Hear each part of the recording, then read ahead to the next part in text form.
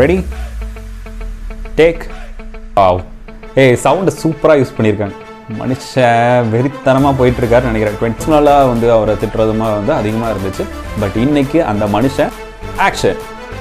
Hi friends, welcome. நாம இன்னைக்கு பார்க்க போற ட்ரைலர் எது அப்படின்னா நம்ம சூரியனா நடிப்புல PS வினோத்ராஜ் சார் டைரக்ஷன்ல PS வினோத்ராஜ் சார் வந்து நம்ம கூழாங்கல் படத்தோட டைரக்டர் அண்ட் அன்னாபென் அப்படின்றவங்க வந்து இதோட ஃபீமேல் லீடா நடிக்கிறாங்க. அவங்க வந்து மலையாளம் இண்டஸ்ட்ரியில நிறைய ஹிட் படத்துல நடிச்சவங்க. இப்போ தமிழ்ல வந்து இன்ட்ரோ கொடுக்குறாங்க. அப்புறம் வந்து நம்ம கலையரசன் சார் இருக்காருங்களா, அவங்க வந்து ஒரு பைவட் ரோல்ல ப்ளே பண்றாங்க. இந்த படம் தான் பேர் தான் வந்து கொட்டுக்காளி. இந்த படத்தோட ட்ரைலர் ரியாக்ஷன் தான் நம்ம இப்போ பண்ண போறோம்.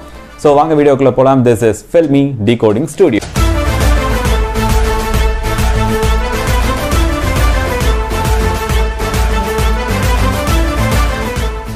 ஹாய் ஃப்ரெண்ட்ஸ், வீடியோக்குள்ள வந்தாச்சு. ஃபர்ஸ்ட் எப்பவும் போல மூவி கிரெடிட்ஸ் பார்த்துலாம். ஆனால் பார்க்கறதுக்கு முன்னாடி இந்த படத்தோட அந்த டைரக்டர் பற்றி சொல்லணும்.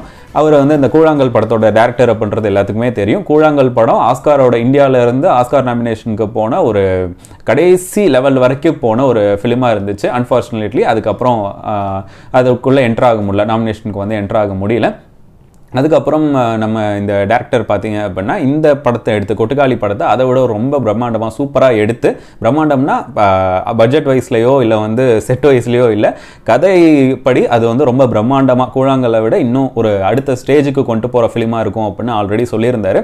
அண்ட் இந்த படம் பார்த்தீங்கன்னா அந்த சொன்ன மாதிரியே இன்டர்நேஷ்னல் ஃபிலிம் ஃபெஸ்டிவலில் எல்லாத்துலேயுமே வந்து அதிகமான ஒரு அட்ராக்ஷனை வந்து ஈர்த்திருக்கு அப்படின்னு வந்து சொல்லலாம்.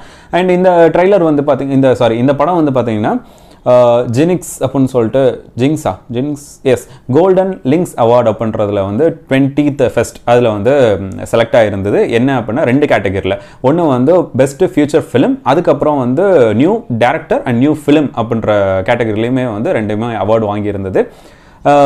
இப்போ ரீசெண்டாக தான் இந்த படத்தோட ட்ரைலர் தான் நாம் இப்போ பார்க்க போகிறோம். ஆக்சுவலாக இந்த ட்ரைலர் வந்து 2 days ஆச்சு, பட் என்னால் இப்போ தான் ரியாக்ட் பண்ண முடிஞ்சது, அதுக்கு சாரி. இந்த ட்ரைலரோட டியூரேஷன் வந்து 2 minutes 8 seconds. நம்ம அதை ரியாக்ட் பண்ண போகிறோம். ஒருவேளை நீங்கள் இந்த ட்ரைலர் பார்த்துருந்தாலும் பரவாயில்ல, வாங்க ஒரு டைம் சேர்ந்தே பார்க்கலாம். 3, 2, 1 go. ஹெட்செட்.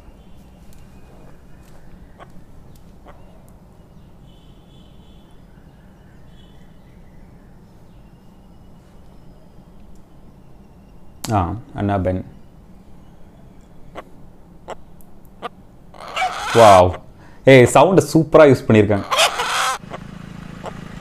நல்லா இருக்கே. சூரினா 74th international film festival golden links award. இது கோரமா எடுத்துப்பா. என்ன ரெண்டு பேரும் சேர்த்து ஏத்திக்கோங்க. அந்த எங்க வீட்டு பிள்ளைக்கு பேய் பிடிச்சிருக்கு, மிரட்டறதுக்காக பாலமேடு வரைக்கும் போறோம்.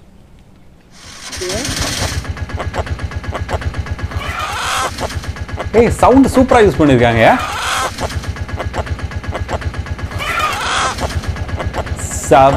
SFX அப்படின்னு சொல்லுவாங்கல்ல, அது இதுதான்.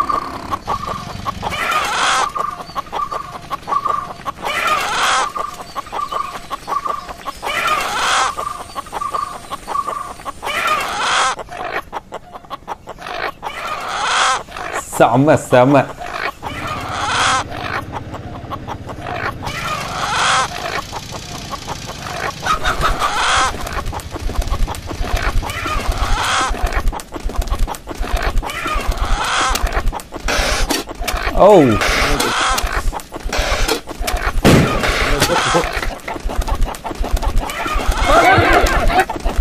ஐயோ,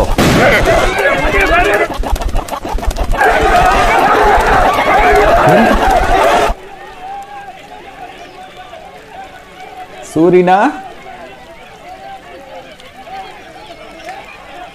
கொட்டுக்காளி.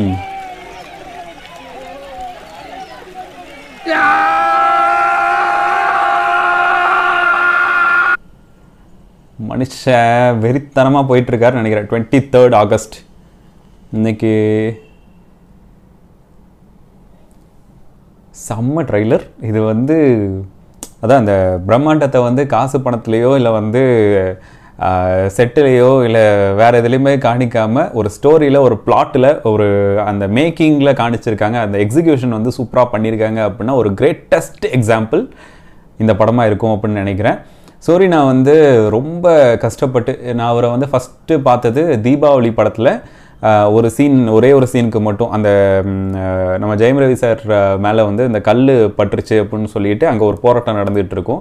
அது பிக்ஸ் கிடச்சா நான் போடுறேன். அதில் வந்து ஒரே ஒரு சீனில் ஒரே ஒரு சின்ன டயலாக் மட்டும் பேசிட்டு போயிருந்த ஆள். அதுக்கப்புறம் நிறைய ஹிட்டும் பார்த்துட்டாரு, நிறைய ஃப்ளாப்பும் பார்த்தார். நிறைய ஹிட்டுன்னா அவரோட காமெடியில் வந்து ஒரு நிறைய கிரிட்டிசிசம் அப்படின்னு சொல்லுவாங்கள்ல, ஒரு நல்ல கிரிட்டிசிசமும் பார்த்தாரு, ஒரு நல்ல கமெண்ட்ஸையும் பார்த்தாரு. அதே மாதிரி ஒரு பேட் ஃபேஸ்லேயும் வந்து அவர் இருந்தார். ஈவன் சீமராஜாலாம் ஒரு பண்ணி முடித்ததுக்கு அப்புறமா வந்து அவர் பார்க்காத ஒரு கிரிட்டிசிசமே இல்லை, அந்த மாதிரி இருந்துச்சு. பர்சனலாக வந்து அவரை திட்டுறதுமா வந்து அதிகமாக இருந்துச்சு. பட் இன்னைக்கு அந்த மனுஷன் இந்தியாவிலேருந்து ஒரு படத்தை ஒரு வேர்ல்டு லெவலில் கொண்டு போய் சேர்க்குற அளவுக்கு கொண்டு வந்திருக்காரு அப்படின்னா டேரக்டரும் கன்ஃபார்மாக காரணம் தான், இல்லைன்னு சொல்ல மாட்டேன். ஆனால் அந்த ஒரு ஸ்பேஸ் கொடுத்து நான் இது பண்ணுறேன் அப்படின்னு சொல்லி பண்ணுறது இருக்குல்லையே, அது வந்து ஒரு பெரிய விஷயம்.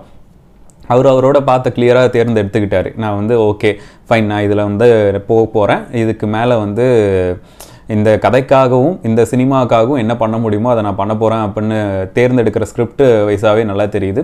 விடுதலை படத்தில் வெற்றிமாறன் சார் அவர் கொண்டு வந்து கொடுத்த அந்த சூரியனாவை கருடன் படத்தில் வந்து நம்ம ரொம்ப மோல்டு பண்ணி பார்த்தோம். விடுதலை படம் வெற்றிமாறன் சார் வந்து ஒரு பெரிய பலமாக நின்னார் சூரியனா பக்கத்தில்.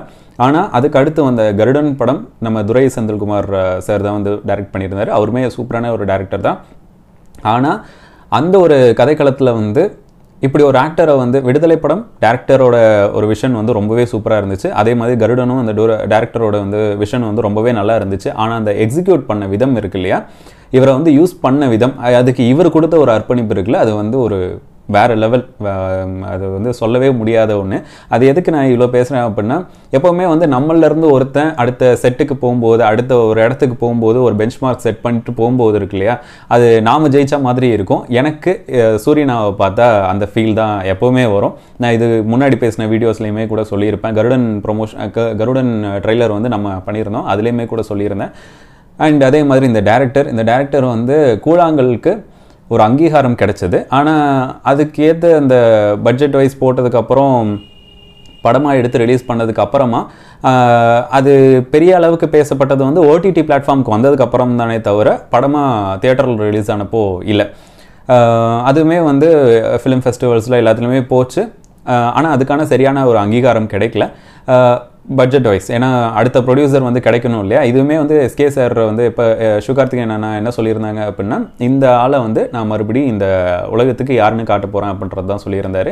அதே மாதிரி இந்த டேரக்டர் கன்ஃபார்மாக அடுத்தடுத்த பெரிய பெரிய ப்ராஜெக்ட்ஸ் வந்து பண்ணணும் அப்படின்னு நான் எதிர்பார்க்குறேன். ஏன்னா இந்த ட்ரெய்லரில் அவங்க வசனம் எந்த இடத்துலையும் பெருசாக அதிகமாக யூஸ் பண்ணல. ஒரு 2-3 இடத்துல ஒரு இடத்துல மட்டும் அதிகம் அந்த சூரியனா சொல்கிற போலீஸ்காரங்கிட்ட சொல்கிற அந்த டைலாக் மட்டும்தான் வந்தது. அந்த இதை தாண்டி அவரோட பெர்ஃபார்மன்ஸில் தான் இந்த படம் நிற்க போகுது. அண்ட் இதெல்லாம் வந்து ஒரு லைட்டாக ஒரு கிரே ஷேடோடு சேர்ந்து இருக்கிறதா சொல்லியிருந்தாங்க. அந்த வாய்ஸு அது கொண்டு வரதுக்கு இவர் தனியாக ரொம்ப கஷ்டப்பட்டிருக்காரு. அது ஒரு இன்டர்வியூவில் அவர் வந்து சொல்லியிருந்தார். அண்ட் அவங்க கூட நடித்தவங்களுமே வந்து அதை ரொம்ப பெருசாக சொல்லியிருந்தாங்க. இந்த ட்ரெய்லர் பொறுத்த வரைக்கும் அந்த சவுண்ட் எஃபெக்ட்ஸை யூஸ் பண்ண விதம் வந்து எனக்கு ரொம்ப பிடிச்சிருந்தது. சும்மா அதாவது ஏதோ ஒன்று யூஸ் பண்ணுமே அப்படின்றதுக்காக கிடையாது. அந்த சேவலை வந்து கட்டி வச்சதுலேருந்து அதை ஒரு வந்து மெட்டஃபர் அப்படின்னு சொல்லுவாங்கள்ல, அது வந்து யூஸ் பண்ண விதத்துலேருந்து அதை வந்து ஒரு பொண்ணாக பார்த்துருக்காங்க. சேவலை வந்து ஒரு பொண்ணாக ட்ரீட் பண்ணுற மாதிரி இருக்குது எனக்கு இந்த ட்ரெய்லர் பார்க்கும்போது. அண்ணா பென் அந்த சேவலோட குணம் கொண்ட ஒரு இவங்களாக இருப்பாங்கன்னு நினைக்கிறேன். ஏன்னா இந்த அனௌன்ஸ்மெண்ட் வரும்போதே இந்த கொட்டுக்காளி அப்படின்னு அனௌன்ஸ்மெண்ட் பண்ண உடனே வந்து கீழே ஒன்று சொல்லியிருந்தாங்கன்னு நினைக்கிறேன். கீழே ஒன்று போட்டிருந்தது, இருங்க ஒரு நிமிஷம் பார்த்து சொல்கிறேன், நான் மறந்துட்டேன். கொட்டுக்காளி அப்படின்றதுக்கு அர்த்தம் வந்து த அடமெண்ட் கேர்ள். அதுதான் வந்து அதோட டேக்லைனாக போட்டிருந்தாங்க. தமிழில் வந்து கொட்டுக்காளின்ற இதாகுது. அண்ட் வெளியில் அவார்ட் ஃபங்க்ஷனுக்குலாம் போகும்போது அவங்க வந்து த அடமெண்ட் கேர்ள் அப்படின்னு வந்து போட்டு வச்சுருந்தாங்க. இது வந்து உமன் எம்பவர்மெண்ட்டை பற்றி பேசுகிறது அப்படின்றத முன்னாடியே சொல்லிட்டாங்க. ஸோ இந்த ட்ரெய்லரில் வந்து அதை பெருசாக அவங்க ரிவீல் பண்ணாமல் அந்த சேவலோட குணத்தை வந்து காணிச்சது, அந்த சவுண்டை வந்து காணிச்சது, அதுலேயே வந்து அவங்க உணர்த்த ட்ரை பண்ணியிருக்காங்க. படம் உண்மையிலே கன்ஃபார்மாக ஒரு சூப்பரான கேட்டகரியில் இருக்கும் அப்படின்னு நான் எதிர்பார்க்குறேன். உங்களுக்கு இந்த ட்ரெய்லரில் நான் ஏதாச்சும் மிஸ் பண்ணியிருந்தேன் அப்படின்றது தோணி இருந்துச்சு அப்படின்னா அதை வந்து கமெண்ட் பண்ணுங்கள். நெக்ஸ்ட் வீடியோவில் பார்க்கலாம். This is filmi decoding studio.